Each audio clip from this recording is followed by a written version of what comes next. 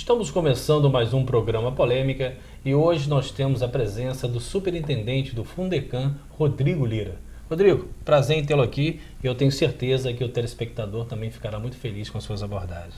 Obrigado, Claudinho, eu chamo de Claudinho, né, pela intimidade que a gente tem, né? A gente é difícil depois que você se habitua a chamar um amigo assim por um 16 anos juntos, né? Exatamente, parceria lá na Universidade Cândido Mendes. Então, Claudinho, eu vou continuar chamando porque é um policiamento muito grande, falar Cláudio Andrade, né? Mas Claudinho, como é meu amigo e é tricolor também. Sim. Então, eu vou me permitir aqui te chamar de Claudinho. Prazer muito grande estar aqui, uma honra para mim bater esse papo contigo. Rodrigo, a primeira coisa é saber nova função, nova missão e dentro de um contexto muito conturbado, que é um contexto de legado herdado administrativo.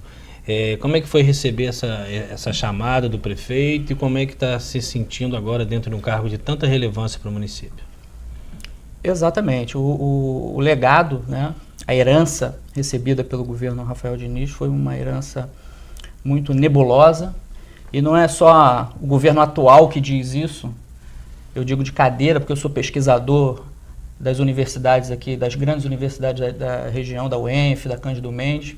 E a universidade já vem dizendo isso há muito tempo, por meio das dissertações, das teses, das pesquisas, apontando os equívocos do histórico dos governos anteriores. Eu não falo somente do governo anterior, mas dos governos anteriores. No caso do Fundecam, por exemplo, o Fundecam ele foi criado em 2001, em função de um apelo popular, né, de algumas instituições, das próprias universidades, da SIC, CDL, fizeram uma pressão, Cláudio, para criar um fundo para tentar investimentos em empresas, né, que viessem de fora para gerar emprego, gerar renda alternativa às receitas dos royalties. Então, você vê que esse discurso de criar alternativa para os royalties, isso já não é de hoje, né? A própria Universidade Cândido Mendes, que tem um programa de mestrado há 15 anos, em planejamento regional e gestão de cidades, ela já vem dizendo isso há muito tempo. Piquet, né? A nossa célebre professora Rosélia Piquet. E a gente tem no time lá vários especialistas, como o professor Rodrigo Serra, que é talvez a maior autoridade em royalties, né, hoje do país. A gente tinha aqui dentro de Campos. Mas houve sempre um abismo entre o governo municipal e a academia. Não só a Cândido Mendes, mas a UENF, a UF, são instituições que têm programas de mestrado, que trabalham com pesquisa séria. Então já tem muito diagnóstico feito na cidade a esse respeito e sempre houve essa separação, né? Como se fosse teoria, é uma coisa, cumpre o papel na academia, mas não é aplicável. Obviamente é um absurdo a gente ter esse potencial internamente na nossa cidade e ser pouco aproveitado. Então, Rafael, ciente disso, na própria campanha ele já deixou claro, nós tivemos, não sei se você lembra, um debate promovido pelo FIDESC, que é o Fórum Interinstitucional das Instituições de Campos, que congrega aí a UENF, a UF, o IFE, a Cândido Mendes e outras instituições, que foi promovido na UENF, no auditório da UENF, e isso ficou muito claro na campanha dele, a campanha que pregava uma aproximação com as universidades e com outros atores importantes da região. Aqui em Campos, a gente tem uma incubadora de empresas aqui em Campos, subaproveitada em função da falta de um apoio governamental. Nós temos um parque tecnológico que o objetivo é abrigar empresas de alta tecnologia e tal. Isso é uma outra possibilidade, uma alternativa também fundamental, sempre subaproveitada localmente. E a partir de agora a gente espera verdadeiramente, pelas próprias escolhas do Rafael, a gente percebe isso. Tem muita gente técnica, primeiro e segundo escalão, só escolha técnica para o secretariado, para a superintendência. A gente tem aí pessoas, né, do calibre do Brand Arenari, né, que é doutor da Sana Gimenez, Romeu, Felipe Quintanilha, e é um time muito qualificado e a gente tem tudo para fazer uma excelente gestão com essa aproximação com as universidades também. Rodrigo, tem alguns pontos que são importantes, porque infelizmente o Fundecam ficou um pouco manchado em governos passados, porque justamente esse intuito primordial, que era aquecer o mercado local via a condução para cá de empresas de fora, acabaram fazendo com que essas empresas se fechassem também. Na qualidade de superintendente, o que nós podemos hoje falar para a população no que diz respeito ao possível aquecimento do comércio local, gerando empregos através dessas empresas? Pois é, Cláudio, existem algumas possibilidades de desenvolvimento local, né? O Fundecam, no início, ele tinha uma visão de desenvolvimento exógeno, ou seja, em função do fomento para atração de empresas que viessem de fora para gerar emprego aqui. A gente viu, não por culpa da ideia do programa, a ideia do Fundecam é excelente, sempre foi, né? Essa questão do fundo, você utilizar o dinheiro dos royalties para o fomento do desenvolvimento, mas muito dos problemas de operacionalização desses empréstimos. Quer dizer, foram concretizados, efetivados 95 empréstimos, né? Alguns milhões Nós estamos emprestados. falando em valores aproximados dentro de 95 empréstimos de quanto, mais ou menos? Olha, por baixo, assim. Para a gente atualizar esses valores, né, esses empréstimos começaram em 2002, 2003, então é difícil a gente atualizar todos os valores emprestados em valores correntes, né? Mas só para você ter uma ideia, o Fundecam tem hoje em dívida ativa, quer dizer, são aquelas dívidas que as empresas que não pagaram, e a gente montou uma força-tarefa lá para tentar repatriar isso, que pouco foi feito nos últimos governos, da ordem de 330 milhões. Então, só para o telespectador entender, hoje o Fundecam cobra na justiça, ela é autora, ela cobra na justiça um dinheiro que ela emprestou. Emprestou a quem? A empresa. Só a pessoa jurídica, né? Só a pessoa jurídica. O que ela está tentando resgatar para os cofres? Aproximadamente 300 milhões pegos emprestados, mas não retornados na forma de fomento, na forma de emprego. É isso, Rodrigo? Exatamente. Você vê que mais um legado triste, né? Quer dizer, são 300 milhões que hoje, por exemplo, fazem muita falta para o governo, poderiam ter sido investidos, né, realmente em desenvolvimento local, não foram. E além desse Fundecam tradicional, que a gente chama lá de estruturante, que é a primeira modalidade que foi criada no fundo, temos mais duas modalidades. Uma é o Fundecam equalizante, que esse visa o fomento endógeno, é a segunda possibilidade de desenvolvimento local, né? A gente falou do exógeno, e tem o endógeno. O endógeno é você fomentar empresas locais, justamente para esse crescimento vir de dentro para fora. Então, o equalizante, o Fundecam, ele não empresta com recursos próprios, mas ele faz a equalização dos juros, ou seja, a empresa capta no BNDES, em outra instituição, um empréstimo com um percentual de juros elevado, o Fundecam reduz esses juros, ele paga essa diferença justamente com esse objetivo, de fomentar a empresa local, né? E a terceira modalidade... A empresa local não pega direto no Fundecam, então. Ela pode ir a qualquer instituição, leva para vocês a planilha de empréstimo e ali vocês fazem uma equalização. Exatamente. Tem uma lei própria para isso. Obviamente, a empresa ela tem que seguir os requisitos da lei. A gente não tem autonomia nenhuma acima da lei, obviamente. Às vezes a gente até percebe um ou outro empresário nessa relação de devedores querendo fazer renegociação em situações que extrapolam a legislação. Não é possível, a legislação é soberana. Nem o conselho gestor do Fundecam, apesar de ser um órgão deliberativo do fundo, ele não tem condição de extrapolar o que está previsto na lei. A lei é soberana. E a terceira modalidade é essa importante, a gente pretende manter, mas na verdade ampliando, remodelando, para tentar incentivar, e aí respondendo aquela tua pergunta, o que a gente pretende fazer para o apoio do desenvolvimento local, do pequeno negócio local, é através dessa terceira modalidade, que é o microcrédito. O microcrédito ele foi criado no último governo, mas ele empresta, no início ele emprestava com recurso de banco também e fazia equalização, só que o convênio com a Caixa Econômica foi solicitado o cancelamento pela própria instituição financeira, então hoje a gente atua com recurso próprio. O pequeno crédito, o microcrédito. No nosso governo, o que a gente vai fazer? A gente vai dar um passo à frente nisso.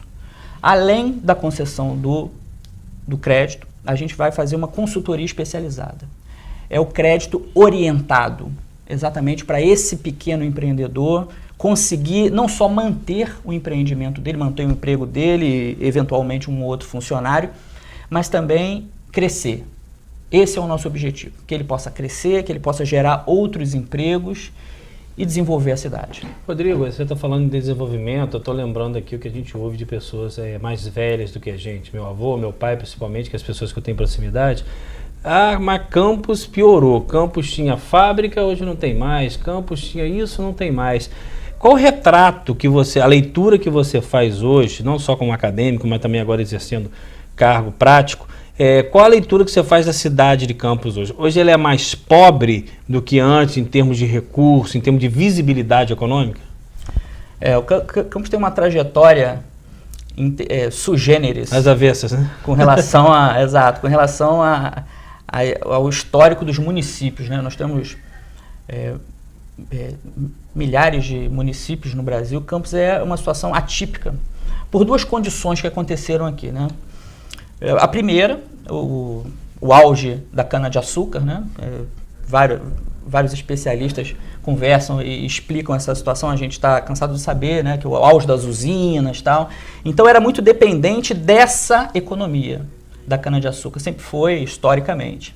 E logo depois desse declínio, né, a produção de açúcar, de álcool, tal, isso migrou para São Paulo. Campos perdeu essa hegemonia que tinha, mas logo em seguida veio um substituto para esse segmento, para esse setor, né, que era hegemônico na cidade, que foi exatamente a exploração de petróleo. E Campos passou a receber os royalties e mais uma vez ficou dependente, né? Então não se criou essa cultura empreendedora na cidade exatamente de buscar alternativas. Houve uma acomodação de certa maneira, considerar o royalties uma coisa infinita quando justamente ele é o contrário. De certa maneira, sim. E quando a gente lida com uma questão cultural, é sempre um desafio muito grande você romper um aspecto cultural, né? Isso precisa ser algo encarado de maneira integrada. Numa reunião, o Rafael recebeu lá os dirigentes do FIDESC, os reitores das instituições de ensino superior. Ele estava falando sobre isso, né? Quer dizer, essa visão empreendedora, isso não dá para a gente criar instituições de conscientização para a visão empreendedora, né? O Sebrae tenta fazer isso, a própria Tec Campus, as universidades fazem isso. Mas o fundamental, Cláudio, é que a gente pense no empreendedorismo na base, na educação básica. Para aquela criança que está lá na escola municipal, ela precisa ter essa orientação empreendedora para ela virar um adulto com essa cultura empreendedora, com essa visão de negócios, e aí a gente aumenta a probabilidade de pujança da cidade. Aí você tocou num ponto importante, ponto esse que o próprio prefeito Rafael, eu também e outros em campanha, discutimos muito, que é o índice de educação básica do município de Campos. Deve ocorrer, eu acho que daqui a um ano, mais uma aferição, mas segundo dados, nós estamos aí em penúltimo lugar. E aí como é que faz essa associação? De repente vamos investir mais agora na educação e aguardar um pouco esse investimento, porque nesse meio caminho a gente precisa de mão de obra. Vamos continuar então sendo uma cidade hospedeira, recebendo até o crescimento educacional pessoas de fora para preencher essas vagas? Olha, Cláudia, essa questão do IDEB é algo interessante, né? Você vê historicamente também aí o quanto se pensou na educação do município. E o reflexo é exatamente os resultados do IDEB, e a gente vê na prática. Tem, né? O IOEB também, que é investimento no mercado de trabalho, também é muito baixo. Sim, exatamente. Então, existem várias ações, né? Não é uma ação ou outra, mas é um conjunto de ações integradas que a gente entende que vão fazer com que melhore esses índices e efetivamente, não é só o índice, mas efetivamente a qualidade do ensino, da aprendizagem das nossas crianças, dos nossos jovens, né? Isso surte um efeito muito positivo em termos de desenvolvimento, né? Exatamente, não adianta também o Porto do Açu estar aqui e não encontrar mão de obra qualificada aqui dentro, né? Estão vindo empresas para cá, a gente tem acompanhado toda essa movimentação. Então a educação, ela é estratégica. Não tem como pensar em segundo plano. O Rafael tem feito isso muito certo, né? Está arrumando a casa, está fazendo um diagnóstico, várias auditorias para entender, né, exatamente essa herança, mas priorizando saúde e educação. e assistência social num primeiro plano, e a gente, paralelo a isso, tem pensado alternativas sérias, eficazes, de maneira integrada, para dar conta desses desafios maiores. Você colocou um ponto importante, a questão de integração. Muitas pessoas ainda insistem em olhar a região de cima como uma região divisória. O Porto do Açu é São João da Barra, Campos é isso, São Francisco é isso, Quissamã é aquilo. Na minha opinião, se me corrija se eu estiver errado, o Porto do Açu é um porto para toda a região. E aí eu te pergunto, como as prefeituras estão se preparando para dividir esse bolo, deixando um pouquinho de lado a questão político-partidária? Exato, esse é um outro grande desafio, né? Algum tempo, no final do ano passado, a gente promoveu um seminário na Cândido Mendes, seminário de planejamento urbano e regional. E a gente recebeu aqui uma personalidade, um professor da Universidade Federal do ABC, Jeroen Klink. O Jeroen, ele foi o mentor político do Celso Daniel, né, do ABC paulista ali de Santana. Que foi assassinado, né? Exatamente. O Celso Daniel ficou muito conhecido pelas ações de gestão, né, municipal e tal, e o guru político dele era o Jeroen Klink, que esteve com a gente aqui algum tempo atrás, e eu no nosso programa lá, do Mundo Universitário, a gente acabou batendo um papo com ele também, obtendo algumas informações sobre o objeto de estudo dele, que é a governança interfederativa. É exatamente essa possibilidade que o Estatuto das Metrópoles permite, né? A gente tem o Estatuto da Cidade, mas tem o da Metrópole também. Existem várias aglomerações urbanas, Campos, por exemplo, foi conceituada pelo IBGE no último levantamento como uma aglomeração urbana, assim como Macaé, Cabo Frio. E existem vários problemas comuns das cidades do entorno. E as resoluções, elas passam exatamente por essa integração, pela necessidade de se pensar o desenvolvimento em conjunto. O Porto é uma delas. Quer dizer, é algo que precisa necessariamente ser discutido, e o Jeroen Klink falou isso com muita clareza. Ele deu alguns exemplos de governança interfederativa que deram certo. Ele deu um exemplo muito bom em Belo Horizonte, por exemplo, do papel das universidades nesse contexto, fazendo esse elo de ligação entre os municípios. Algumas questões, por exemplo, como lixo. Lixo é um problema que pode ser tratado de uma maneira coletiva, né? De uma maneira integrada entre os municípios. O que a gente tem visto é uma aproximação também, nesse sentido do Rafael. Nós tivemos essa semana passada uma reunião da Ompetro. Você foi? Não estive presente, mas é uma frente integrada de municípios, né, que tem um objetivo comum e que é um espaço importante para se discutir questões como essas. Perfeito. Estamos conversando aqui com o Rodrigo Lira. Vamos ao intervalo e já voltamos.